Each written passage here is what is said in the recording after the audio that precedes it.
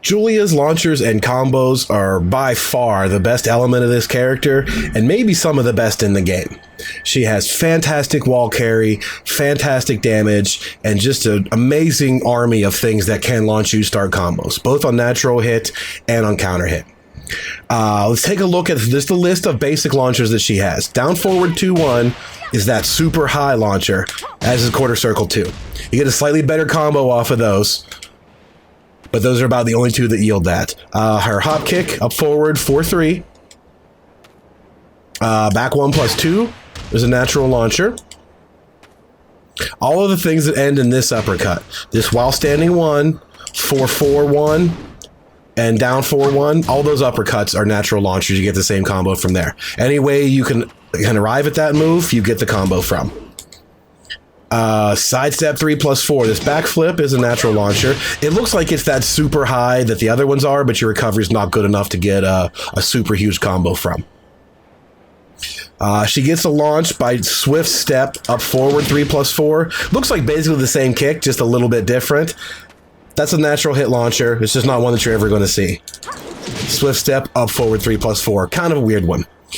And technically back 4 is a launcher. It's just very, very hard to do. You got a micro dash like that, and then wind roll stuff from there. You can do it, but there's a mini combo that I like way, way better. But technically, you can launch off a back 4 natural hit. Counter hit launchers there's just as many of them.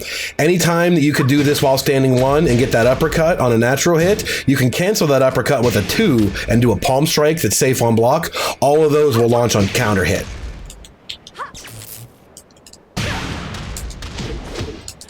Etc. So anything like that, 4-4-1, down 4-1, while standing 1, all those things, if you cancel them into the palm strike 2, launch on counter hit. As well as 1-1-2. 1-1-2 doesn't result in an uppercut, but you get essentially the same palm strike out of it. If you get counter hit by the third hit, same launcher. She has a magic 4, 11 frame magic 4 that counter hit launches. Very good tool to have. Not the easiest combo, but a little practice you get used to it. This is kind of a timing thing. It's not like a super hard micro dash or anything. It's just a little bit off. So magic 4, all the cancels off your uppercuts, which if you think about how dangerous that is itself, all these uppercut mid launchers, you delay the timing and turn it into another mid, and if they press a button, they get launched anyway. So that's the whole point is, it's a delay. It looks like her turn is done, so they go and they get launched anyway. That's a super dangerous concept that she has all over the place. Some other counter hit launchers, similar to 1-1-2, if they press a button in the middle of that third hit, that does it, as does forward 2-1-2. Forward 2-1 can go into swift step with all those other options there. If they decide to start blowing that up with jabs, you can do that and that third hit on counter hit. Whoops, I didn't set counter hit.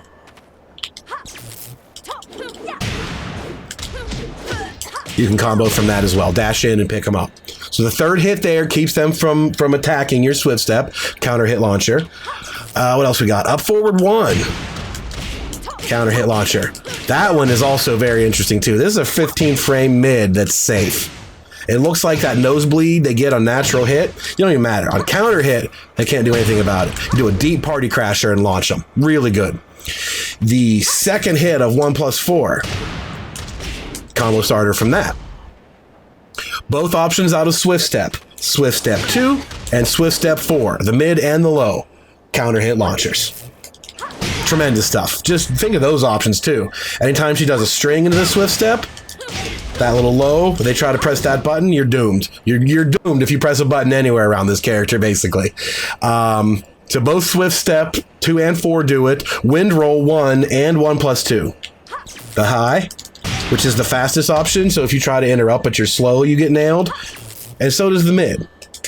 Not quite as practical, but it's there. Wind Roll 1 and 1+2 counter hit. Back 3. There's several things you can do here. I've seen people do something like this.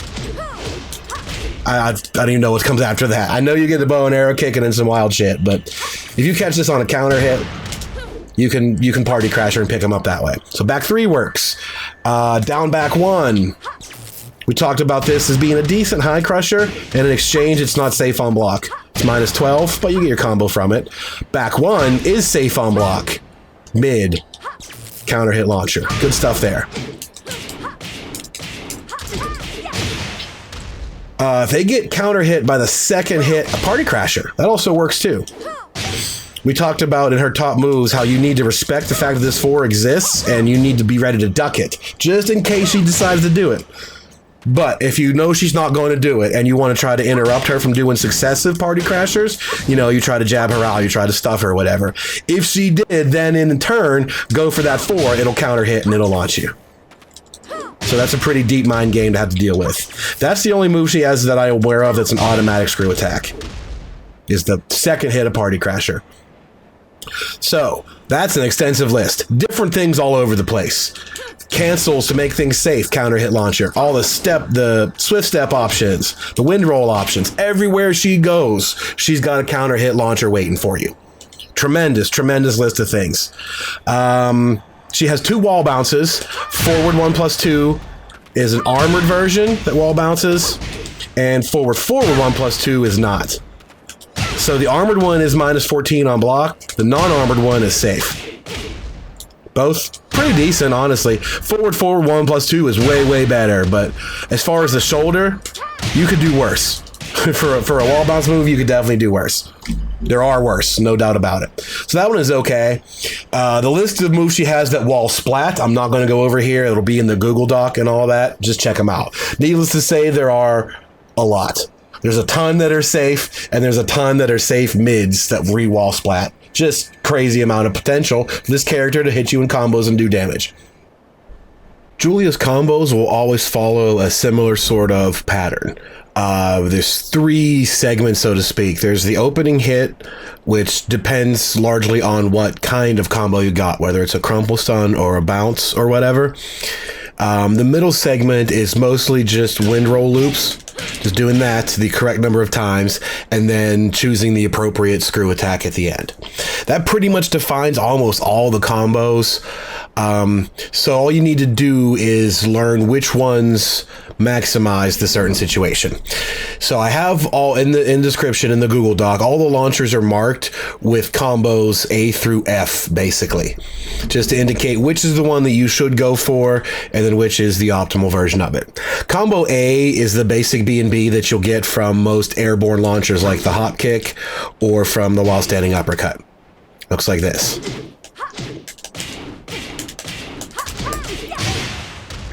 The first hit is just a magic 4 to keep him in the air. Then you do 2 shotgun wind roll. The first one you just do a 1. So it's shotgun wind roll 1. And then shotgun wind roll 2 is an option. You can do that. So down, forward, 1, 4, 1. Down, forward, 1, 4, 2. That can work too. But to get a little more damage, you stop the wind roll on the second one and then just down, forward, 4, 2, 3. That string is your screw attack. So the shortened version could look like this. Like that.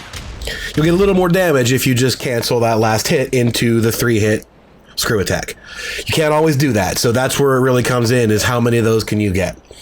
That would be the ideal screw attack, but if you squeeze 1 extra hit in the beginning, it's not going to work. See, that drops right there. Too many hits. So that's your combo A for the most part. A magic 4, 2 loops, and the optimal screw attack. Combos B, C, and D all start with this as your opening hit because it's really good at picking up slumped crumple stuns and things like that. This one is the best example that comes to mind. Dash up, and then the wind roll 1, wind roll 2. In this case, you can't do the optimal screw attack because you did 2 hits in the beginning. So since that's out the window, you just do the first hit and then wind roll 1, wind roll 2. That's combo B. Combo C, you basically just omit the first loop and change into the optimal screw attack. Since you can't do 1 loop and then the optimal screw attack, you just cancel out the first loop. So combo C would be required on the only ones that I could really find are this counter hit. Right there. For whatever reason, you can't do wind roll 1, wind roll 2. It just won't reach them because of their weird ass little axis. So your next best bet is to cancel out a loop and then add in the optimal screw attack. And then the final version, combo D, is where you can't get the optimal screw attack either, so you have to cut out one loop and cut out the optimal screw attack. And that is resigned mostly for the counter hit on these palm strikes. Whoops, when you cancel the uppercut into those palm strikes. Like that. Those are even farther off axis, so you still pick them up with that same move, but you just go wind roll 2 right away. So basically combos B, C, and D are the same thing. It's just the better the combo, you can get 2 loops and 2 loops without the optimal screw, 1 loop with the optimal screw, or 1 loop. That's basically combos B, C, and D. So if you can get B on a combo, you can get C and D, but B is just a better version of it. If you can, go for it. If you find yourself, not comfortable doing 2 wind roll loops or whatever, you have those other options. Combo E replaces this pickup with a down forward 3 and a party crasher. That is mostly used in the same situations, but there was always a couple of pickups that I couldn't ever get to work out. Mainly, well, I'll tell you what it doesn't work on is this counter hit, wind roll 1, or say the counter hit on down back 1. I can't figure out what exactly it is, but that pickup doesn't work on big characters, and it doesn't work on certain distances. It's a little bit particular, to say the least. So combo E is just there instead. If this doesn't hit for whatever reason, this usually does. That's a great pickup. So you're substituting this for your first 2 hits for down forward 3 and a party crasher. So combo E would just look like this. Or whatever, and the same number. The way I have it written is just a single loop into the optimal screw attack. Because again, you've gotten 2 hits, so you either have to forfeit the second loop or the optimal screw. That's the pattern you see with everything else, so once you've seen what you can get, you can try to tighten up your timing, but these are the best that I found. Combo F is the big one that you only get from the 2 launchers like that, down forward 2-1, or the quarter circle 2. They cause that big high cinematic launcher, which means you can get an extra hit in there that you normally couldn't, and that extra hit generally should be that. Forward 3-1. Cancel swift step into that. From that point, you go through what's essentially the same pattern, Another hit to stabilize, and then wind roll loop or whatever it is. The combo that I'm most comfortable doing looks like this.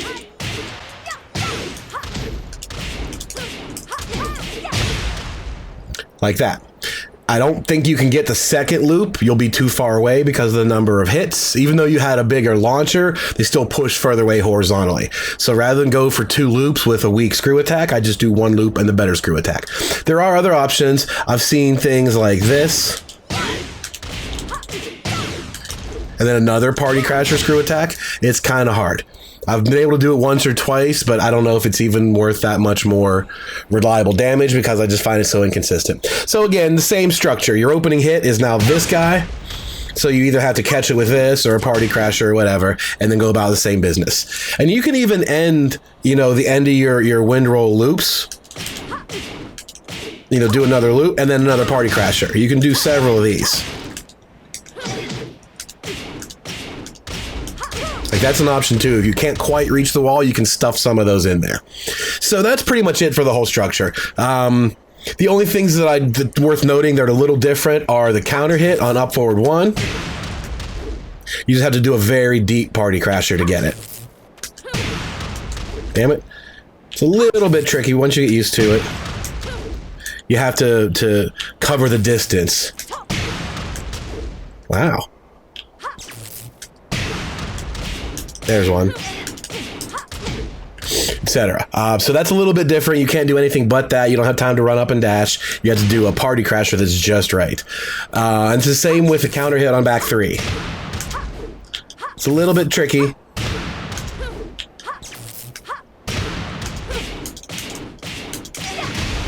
But once you get the timing, you can pick it up pretty quickly. The trick with back 3 sometimes is to do triple forward 1, because it'll help you crouch cancel faster. But basically, as soon as you see that counter hit, party crasher, and it should pick them up. once you get used to the timing of all these in general, they're going to be tricky. The shotgun wind roll is not a simple thing to do. Down, down, forward 1, over and over again. And then eventually you just get used to down, down, forward, 1, 4, 1. 1, 4, 1, 1, 4, 2. It just becomes muscle memory. But the down, down, forward takes some practice. So once you're good at that, you'll eventually develop the timing for everything else as well, and the rest will kind of fall in the line. Some other mini combos worth noting. The back 4, that version I like way better than trying to pick up. Back 4, then an up forward 3 plus 4. Then a forward 3 in the back of the head. That's 60 damage. It's easy to do. I find it way more reliable to just do that mini combo instead of trying to pick up and jungle. Forward 3. You can do instant running 2-1. Same with catching a running 1 elbow. Instant running 2-1 is a better choice damage-wise and wall carry-wise than any of the old enders. So those mini combos are also kind of cool. As well as the situations where you don't necessarily get anything for free, but certain knockdowns, you might want to try to wake them up. In some cases, say this, bow and arrow kick. That beats most of their tech roll options if you do that, and then forward 2. But if they stand up and block it, they'll block it. But if you do this instead, they can't block that. So they're kind of mini combos, but you have to have your opponent react incorrectly. If they stay on the ground, you get this. If they roll to the side, you get that. So they're kind of just like little mini setups rather than combos. You get a follow-up, but they can guess correctly against your follow-up. So there's a ton of those things to look at. A lot of weird knockdowns like that. They might be able to tech roll this, but if you do it this way, they can't tech roll that, etc. So learn a lot of those. Anytime you see one of those knockdowns, test the computer to tech roll left, quick get up, etc., etc. Figure out what you're comfortable doing. As far as wall combos go, there are pretty much 3. I'll use forward 4-1 to wall splat. Basically what you're going to do is jab mountain crusher. Whoops. Just like that. Adding the jab in first, adjust the timing so that the last hit of Mountain Crusher connects as they crumple to the ground. In this game, once they touch the ground, it feels like the combo is over, and so damage scaling resets. That's why you can see that last hit on the screen says 60%. Once they touch the ground, the scaling resets, but they still can't get away. The combo is technically over, but it's not actually over. So everybody has that. That's why you see so many combos that are just like 1-2 shoulder or 1-2 bam. That bam connects on a semi-grounded state, and that's what you're getting here. The jab delays it just right. You can do it manually without the jab. It's just a little bit tricky. Like that. That quite tiny little delay does the same effect. It's actually 1 point damage less doing it without the jab. The only reason you ever want to learn how to do that is if your combo ends and the wall splat is like right about here. You have to run up and do your combo. You won't be able to run up and jab. They'll hit the ground first before you can run up and jab. So what you ended up doing, not to mention, if you run up and hit one, you get that. If you dash, you get that. So it's actually kind of hard to just dash up and jab. You won't have time. So your last option is if they're hitting the wall and crumbling to the ground, you need to run up and then just start that. In that case, you need to delay it so they get the wall. The only other thing you're really going to want to do outside of that max damage is forward 2.